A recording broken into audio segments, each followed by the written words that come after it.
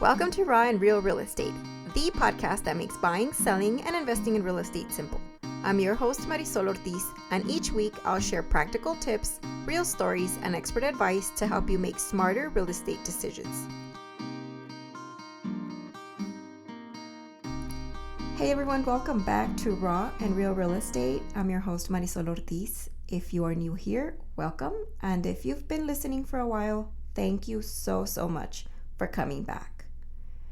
So when we hear the words inspection period, I think most people just really think about scheduling a home inspection. And while that's absolutely one of the most important things to do, there's actually a lot more that you should be doing during this time. Think of your inspection period as your opportunity to investigate the home you are trying to purchase before you are fully committed. So my first recommendation is going to be if you are provided much harder with a seller's disclosure, probably impossible to negotiate. It can be a little bit lengthy, but don't try to just skim through it. Walk you through read it in detail. I would recommend be every buyer do during seller's knowledge period of the property. Let's get to it. And they put it on this piece of paper for you to read. So some of the things that you could find on there will be maybe what type of plumbing the property has. You can find information as far as any insurance claims, if the roof has leaked or there's been any like electrical issues, anything like that. The one thing that I take a very close look at is going to be the age of the roof. And let me tell you why. Insurance companies have become much stricter over the last years.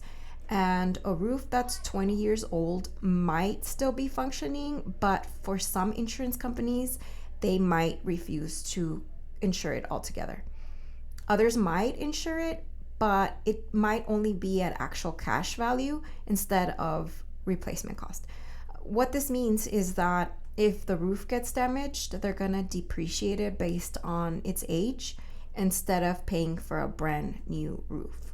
So this is very good information because it can really make the difference by thousands and thousands of dollars in your coverage. Don't just assume, oh, the roof looks okay, there's not going to be any insurance issues. Make sure that you find out the age of your roof and you talk to your homeowner's insurance about this. That is actually jumping into recommendation number 2. So even during that inspection period, you should already be taking care of getting quotes from homeowners insurance companies. And sometimes you can try just getting quotes from whoever you have a car insurance with. They could do a nice bundle for you. Do not wait until a week before closing to find your homeowner's insurance.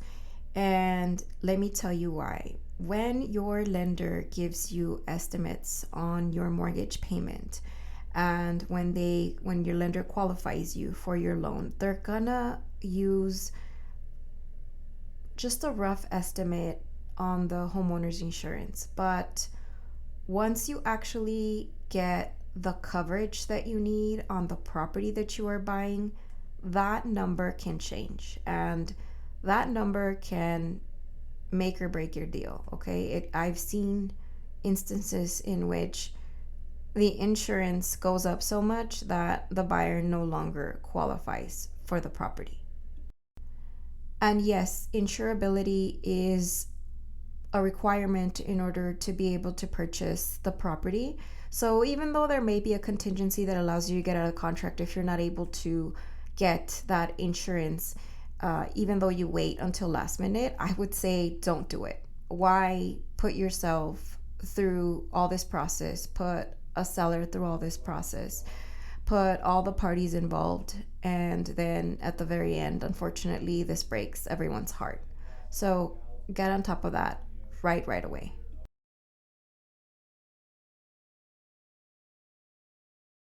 Recommendation number 3 is ask for a clue report. Many buyers have not heard of this, but the insurance company that I work with closely had brought this up to me a few years back, and I've been asking them to retrieve clue reports for me for so many years. And let me tell you what these are. So clue report stands for Comprehensive Loss Underwriting Exchange. And what it does is it shows the insurance claim history of the property.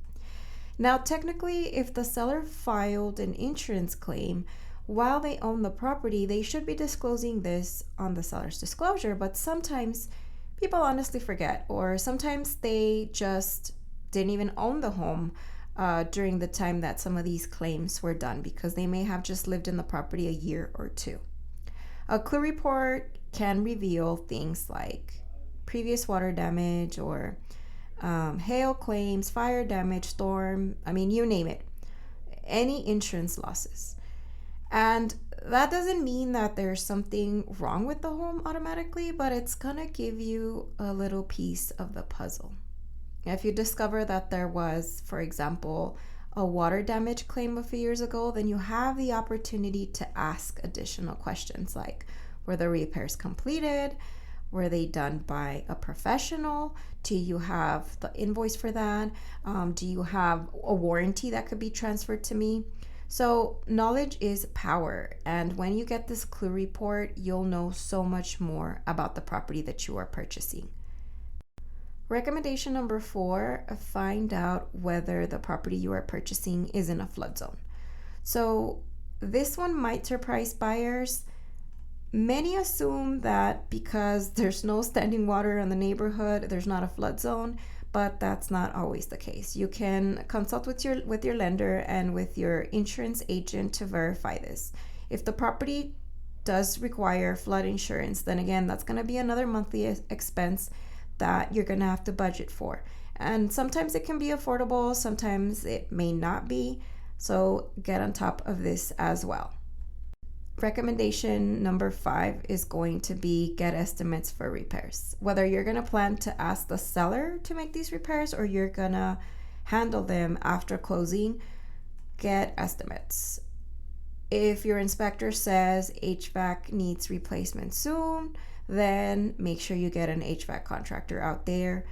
I always recommend also getting several quotes, because I have seen the difference in prices when I get 3 different quotes from 3 different contractors. And so if one of them might recommend a certain repair, somebody else can give you a different idea, and then you can decide which one you want to go with. I think this will also help you have some realistic numbers to negotiate with if you're going to try to get the seller to either give you a credit or a sales price discount. It also helps you prioritize what repairs you're going to take care of after closing in the event that the seller does not accept to do them and you want to move forward with that home purchase. Recommendation number 6 is read your inspection report. And I know this sounds obvious, but sometimes buyers just read the summary page, but read the whole report.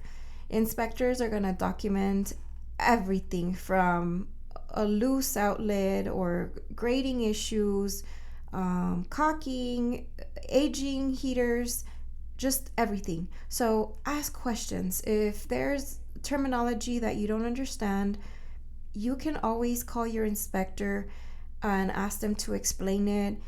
I always recommend be at the home inspection, and you kind of just I tell buyers, just you can let the inspector do their own thing at the beginning, and then towards the end you can catch the summary and the inspector will actually walk you directly to the place or the thing that was found that needs to be repaired or that is broken. And my last recommendation is think beyond today. When you're buying a home, don't just think about today's expenses. Think about what you may need replacing over the next years. So again, if the water heater is, 14 years old, then that might be coming up there in age, ready to replace. If the HVAC is near the end of its life, prepare for it. You may be looking at several major expenses within a relatively short period of time. And that doesn't mean don't buy the home. It just means be prepared financially, because once you close on that, congratulations, you are a homeowner with all of its benefits and all of its obligations. I tell buyers that the inspection period is such a great protection period for them.